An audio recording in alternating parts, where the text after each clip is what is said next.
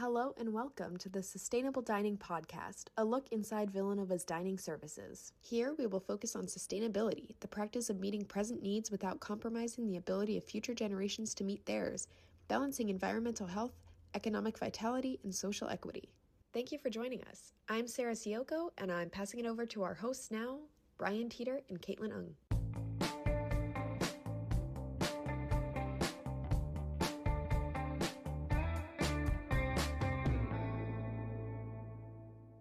I'm Caitlin Ung, And I'm Brian Teeter. and we're your hosts of this podcast. We are junior nursing students at Villanova University, and as part of our effort to think about global and public health, we are interested in learning about sustainability practices that help better the health of our society. Health is shaped by far more than clinical care. Today, we're turning to the food system, one of the biggest drivers of environmental change, chronic illness, and population health outcomes.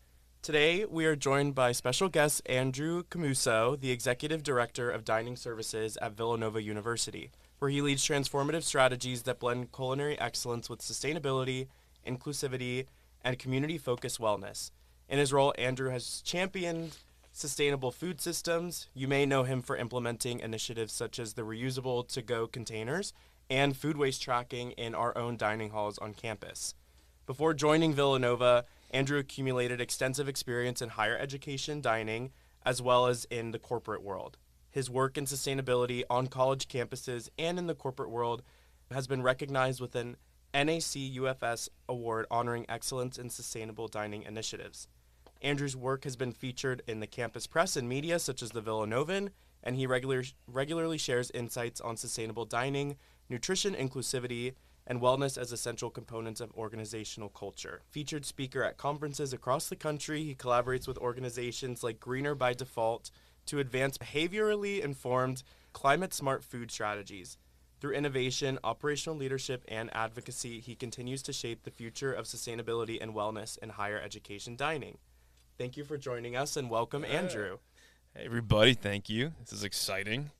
And I have to mention, my mom was a nurse for 35 years, an intensive care nurse. So Oh, awesome. I have a soft spot for nurses and future nurses of America. So Yeah, well, thank you for being here. Yeah, thank you for joining us. of course, So can you just tell us a little bit more about your role as Executive Director of Dining Services and maybe like what a typical day looks like for you? ooh, it's funny. In dining, there's no days alike, right? There's always something that comes up, or we're doing something exciting. Today we're doing boba and waffles over at Draza. Just a plug for that. Did you see it? Good, yeah. So I came to Villanova about a year and a half ago plus, but I've been in higher education for about a decade.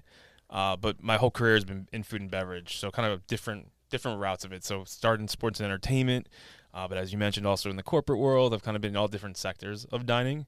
But Villanova was kind of brought here to evolve our program as a whole. It's a strong program to begin with as it's self-operated, meaning we don't have an outside contractor running our program. Everything is done on campus, and all of our employees are Villanova employees, which kind of feeds into the community aspect, right?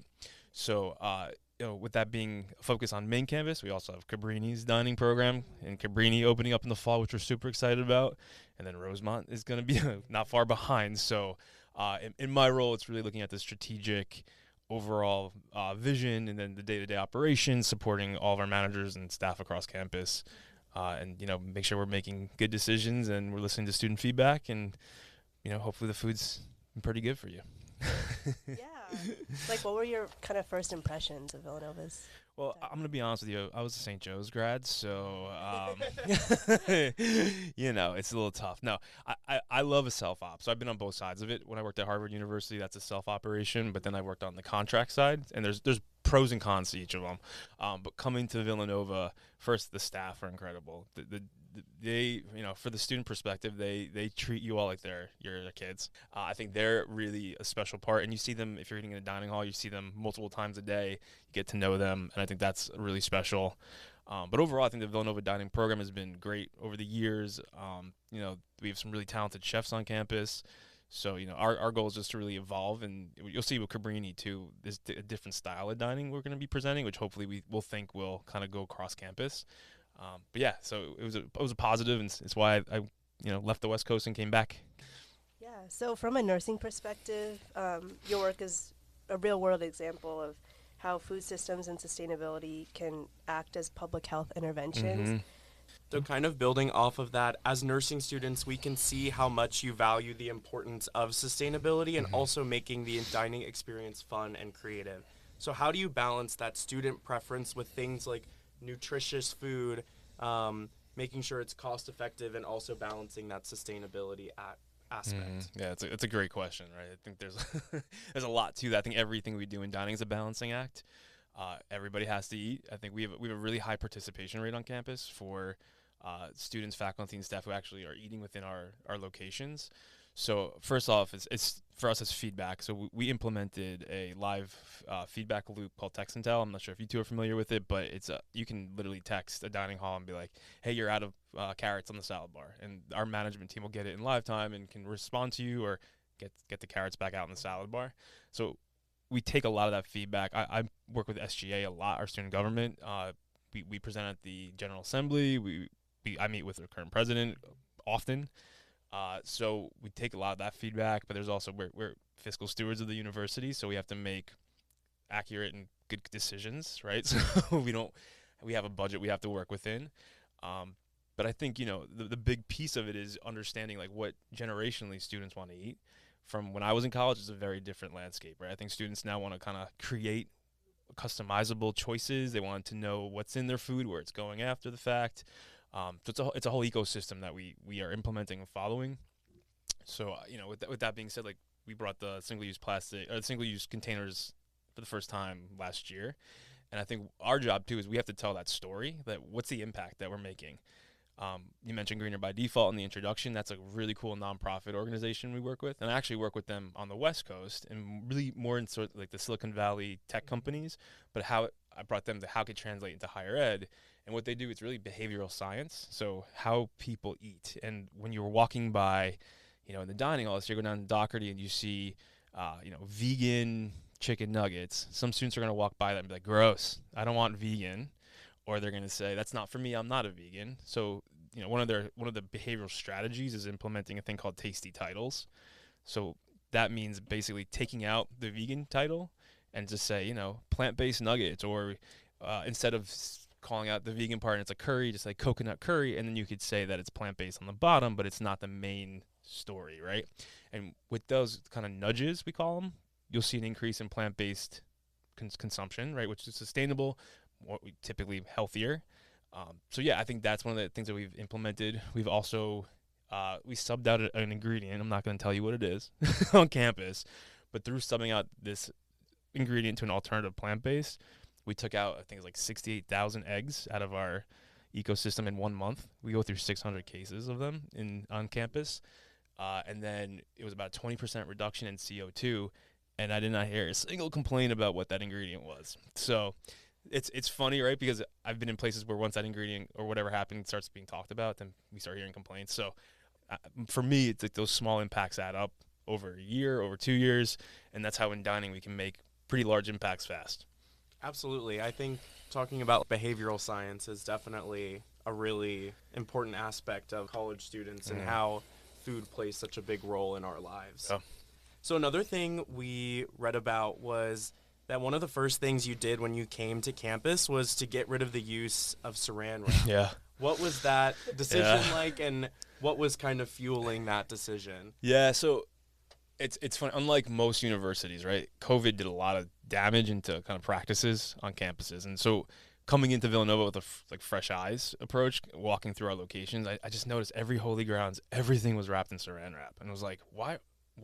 Like, why are we doing this? It's 4 years later. And then, I asked around, like, there's a certain reason for it, and nobody was like, I don't know. It turned into a habit, right? And so by that, let me say that was like a Tuesday. By that Friday, we eliminated all saran wrap at the Holy Grounds locations. We still use saran wrap in certain locations based on production and, keeping food at proper temperatures and whatnot, but it's been a massive reduction because you don't need to wrap an apple in saran wrap, right? So those are like one of those minor quick changes. I was fortunate to be invited to Father John's Senior Leadership Sustainability Council. So it's like walking through with like small impacts, large impacts. Like, right now we have a heavy reliance on single-use plastic, right? It's kind of embedded in our culture in dining. So how are we slowly going to walk some of that back we also have to acknowledge some people prefer that, and what we can do, to control and minimize impact. That's a good example of like what we did quickly and nobody's noticing. Not a big deal, right? So, but it had significant, sustainability efforts. Awesome. So, Villanova's sustainability plan explicitly frames environmental stewardship as a matter of human dignity and community health, echoing public health models that link planetary health to population well-being. Villanova's sustainability plan aims to reduce packaging waste such as the saran wrap to improve environmental health. Waste isn't just an environmental issue that can also affect air quality, water quality, chronic disease risk, and that community well-being. So, what other things are dining services doing to contribute to Villanova's sustainability plan? Yeah, so one of the things that I would say we brought back, so Villanova is one of the first universities to incorporate this thing called LeanPath. It's a waste management technology. It fell off, I think, a little bit before COVID on campus, and I brought it back last year. And essentially what it is pre-consumer and post-consumer waste. So pre-consumer meaning what's in the kitchen, so trimmings or food that comes back that wasn't consumed. Post-consumer is what's coming off your plate when you return to the dish returns. So we are managing it. So our cooks will take, say it's carrot peels or carrot tops. They're putting it on. We have the cool new technology. It has AI incorporated with it. So it has a camera on top. It will say that's carrot peels at this weight. Put it into a dashboard. It has a monetary value to it. So we can see actually what our whole waste is, but also what the monetary impact is. So I could go to our Chef Chris, who's our director of culinary, and be like, hey, we need to get creative. Like, why aren't we can make a pesto out of carrot tops? Or how can we use, when I worked on the West Coast, we used to call it like snout to tail. If we're going to use an animal, we should be using the whole animal, right? So that was a great piece of data now, because I can present a dashboard and see where things are coming from and go to the dining hall and say, hey, your chicken dish is not popular. Like, either let's replace that recipe, let's make less of it. But we can start to really menu engineer a lot of this stuff to prevent waste. And then the post-consumer, there's a lot of, I don't know if you've noticed in the dining halls, there's big TV screens now outside the dish returns, right? So it's like, hey, Donahue, you have 300 pounds of waste this month. Like, that's an educational piece, right? And that's what we want to also tell the story. Even with our containers, I don't know if you saw there's like a QR code and you sign up with your use pass. That will give us data points. Like right now, Villanova has one of the highest return rates, which is great. It's in the 99 percentile or something like that. But when we launched it last year, we had one of the lowest satisfaction rates, because we realized we launched it in the middle of the year. And that's not a great tactic. But with that, we get data too that says, like, you've saved this much in water, and it could be the equivalent of leaving your shower on for 10 days, which that's more relatable to people, right? It's like, if I left my shower on for 10 days, it's a lot of water, instead of just telling you this many gallons, right? So we're also trying to tell the story to the students to understand like the context and what's going on and the impact. Yeah, thinking about it in like the nursing perspective, so many of these initiatives are so important. Reducing the food waste and kind of showing people really tells a story to us. And some of these other initiatives, like reducing plastic use, can help cut down on microplastics, which is a growing area of research that show that it can cause chronic inflammation, which can impact your cardiovascular health.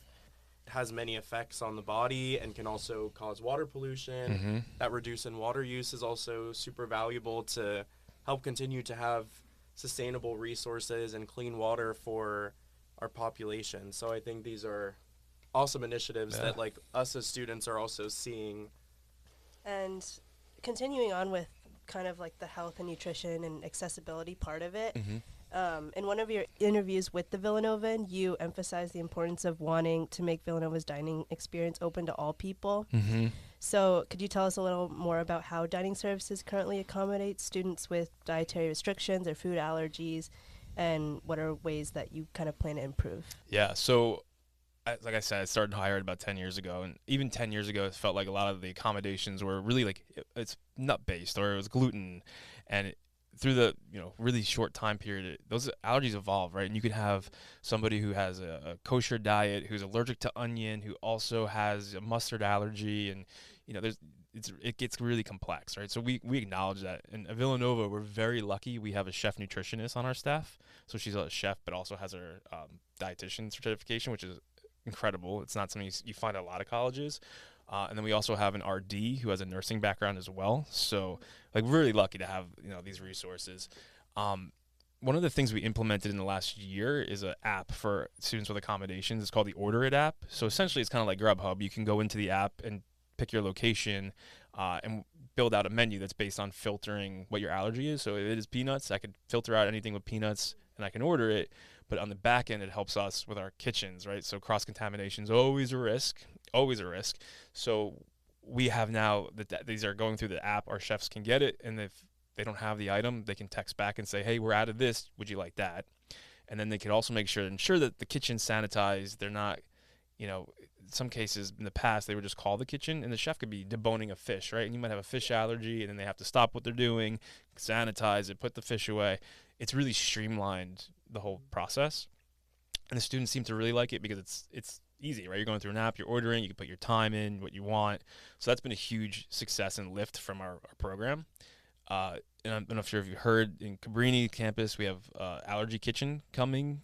It's a self-funded through dining. We actually just got a really nice gift from a donor, which has been amazing to help us. Yeah, we're excited about this. So our goal, too, is that is something that is on Cabrini's campus, but is so successful that it will make its way to other parts of this campus. But that will be free of the top 9 FDA allergies. And like if you're a staff member and you're going to a catered event, we'll actually have the food come from that kitchen. We'll wreck it and be brought over, so it could also support this campus. But we're just excited about that. It's kind of long overdue for our population here, so that's another piece of how we're gonna work with our allergen students. But there's smaller things too. Like we have tables that were kind of have a purple stripe on them in the dining halls for allergy students to sit at if they feel more comfortable.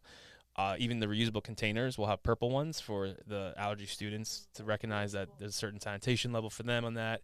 And then there's also like the refrigerators that you've seen that have been around for a bit. But it's definitely a big piece to have everyone to feel safe when they're eating on campus. That's a huge priority for us. But yeah, we want everybody to feel part of the meal plans, especially, your first and second year. It's scary. You're navigating all these different locations, your academics. We want to make it as easy as possible. So. Yeah, that's awesome. And I love all the communication that goes on with that and all the resources that we have to accommodate for those. So as nursing students, we're interested in kind of the intersectionality between nutrition and health. So how is the health of students prioritized when coming up with new menu options or running current dining services at Villanova and like the daily, like coming up with all the meals and the menus and stuff? Yeah, so we call it a cycle menu that we're on in the All You Care to Eats, right? So that's our chef will get with all the chefs, like, typically in a time where like summer, where we can create new recipes.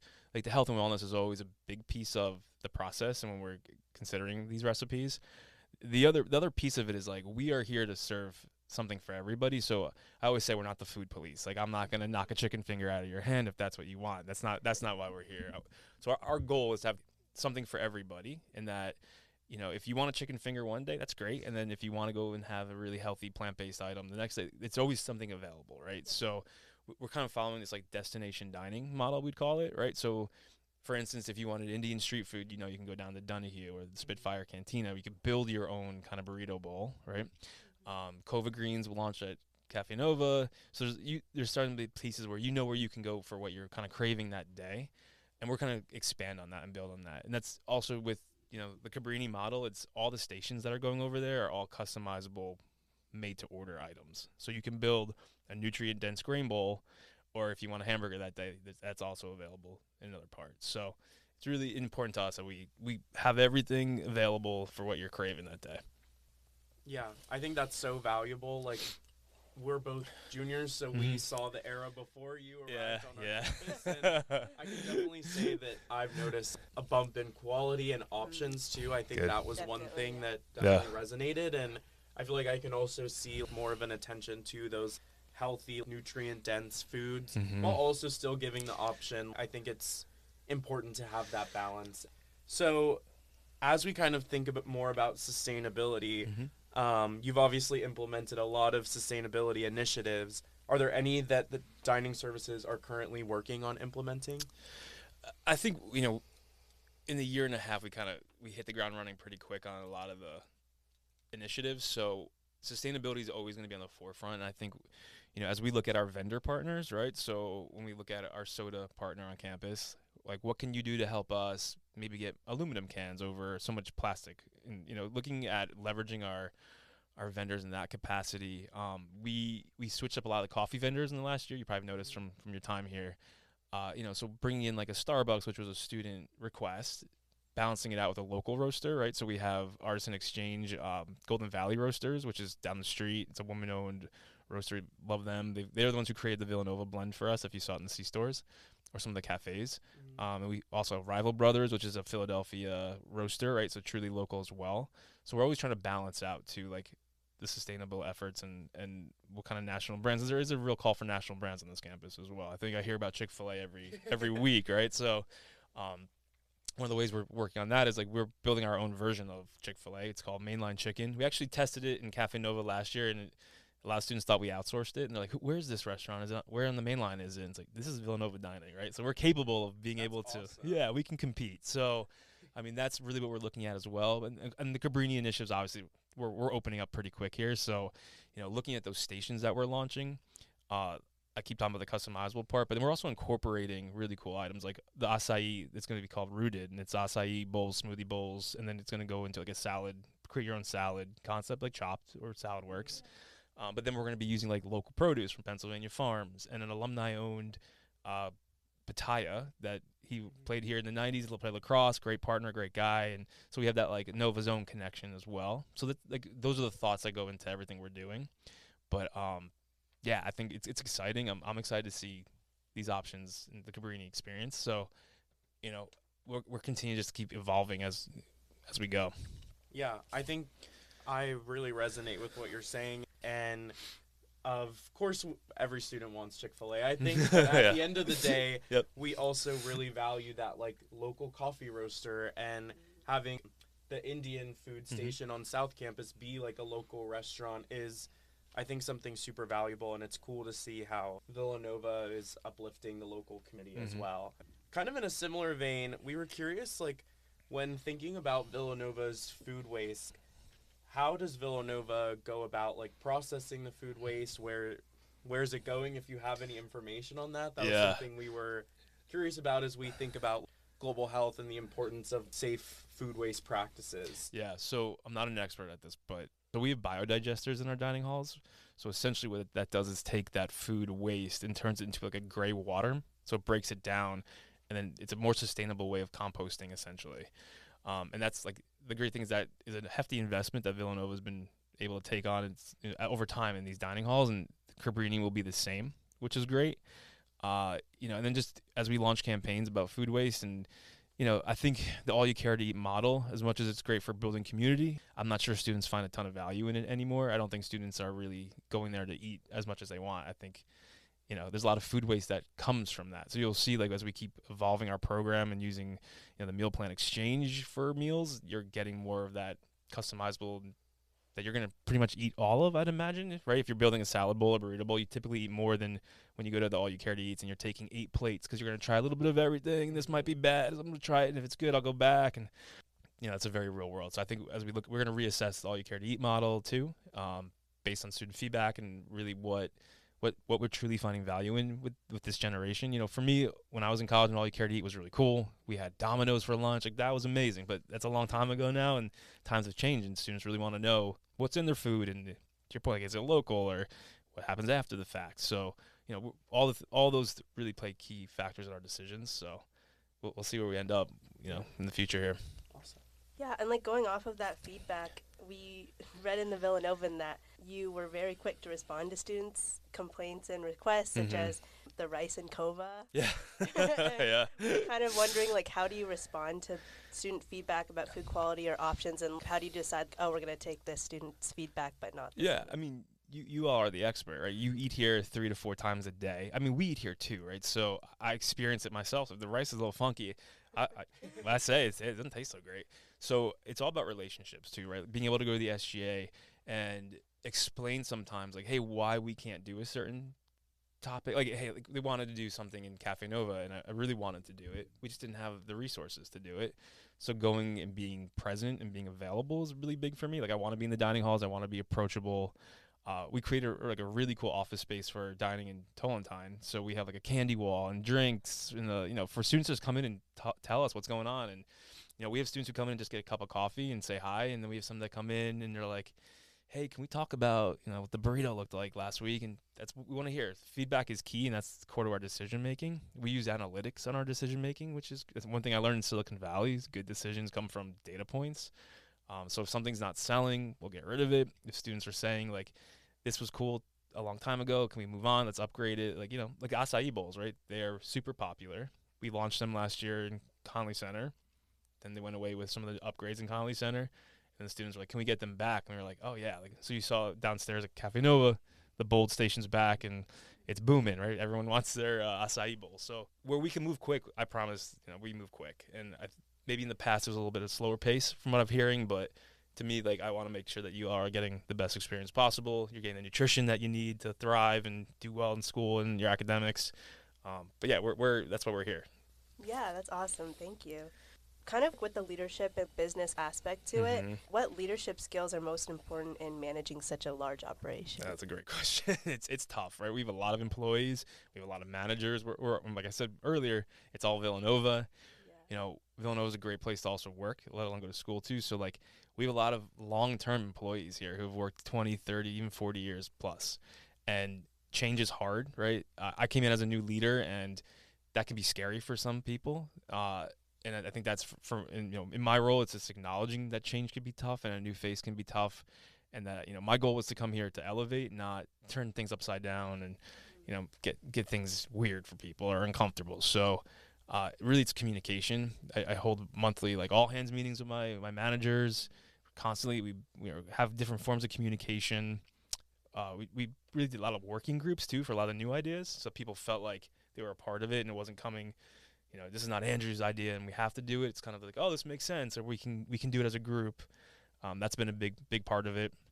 But it's a lot. And it takes time to build trust. So I always say that getting transparency builds trust. So I try to be as open as possible with what's going on. I think communication is always key. Not everybody, I think every place I've ever worked at, it's always the number one complaint. So I try my best to communicate. We built a leadership team within dining for the first time. So we have different leaders within catering, within residential dining. We have a student engagement director, which is a new position. So if you see a lot of pop-ups on campus, like the boba and waffles, like that's through our student engagement director. Even like the State of the Plate, which is our newsletter every month, like that's all new stuff that's coming from these positions. So I think it's been great so far. So awesome.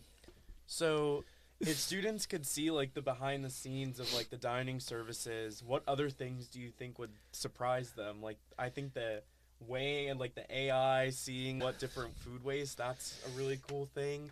We were just curious like what that behind the scenes looks like.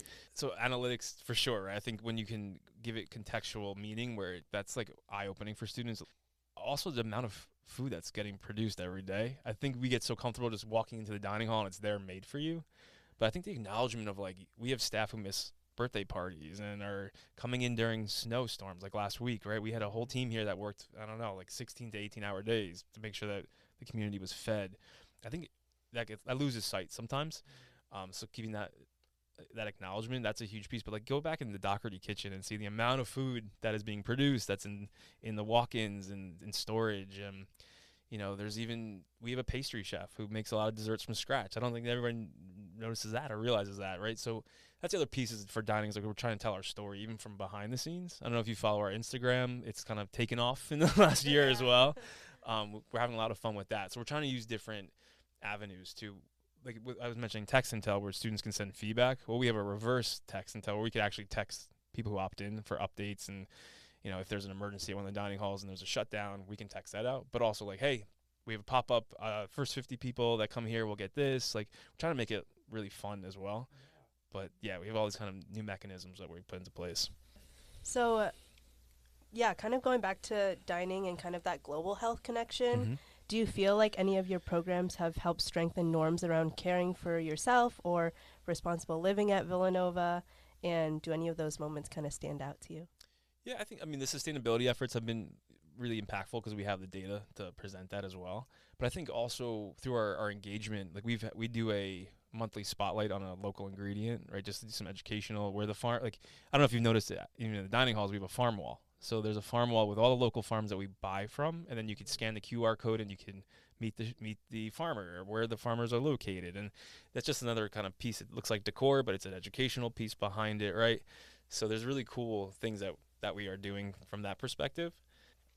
And I think we're gonna keep furthering like with the educational piece. I think dining is more than just food. We have, I was able to take over sustainability class for Father John last year, and that was kind of cool. Like we're in the classrooms, we're outside of the dining halls, we're part of the community, which is fun for us too. So it's beyond the plate, which is great.